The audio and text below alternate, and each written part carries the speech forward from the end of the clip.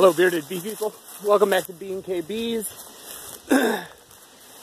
So the question is, will a tiny little 3-frame baby nuke swarm if you let them get too populated?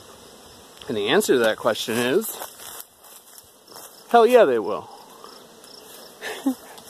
So, there were a few mating nukes that had mated and laying queens in them that I decided not to cage and pull and sell in order to let them grow larger, in order to be able to pull out a couple of those frames when those were emerging to populate other mating nukes. So I was planning on splitting them, which I've done over the last few years, and it works really, really well at about this time, you know, early July. So that plan backfired on me in at least one instance. And here is the tiny little baby nuke swarm. You could, think that it might be a little secondary swarm, but I guarantee it came out of one of these little baby nukes down here.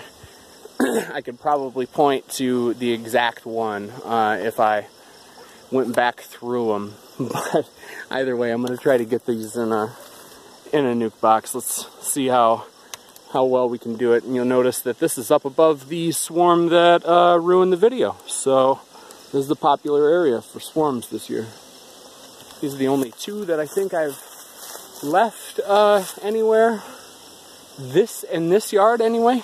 I caught one in another yard in front of the landowner yesterday. So there's that. So at least 3 that I've sent off this year so far.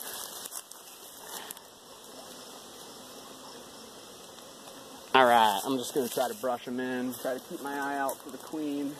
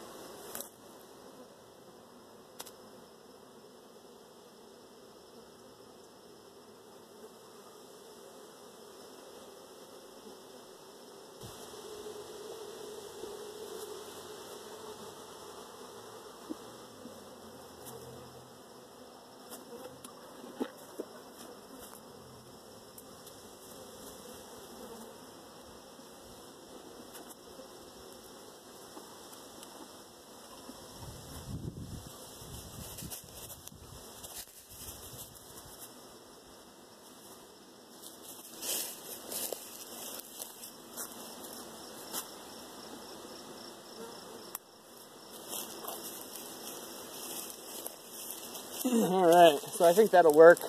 I pulled the top of it off to the side a little bit so that they can hopefully find their way in.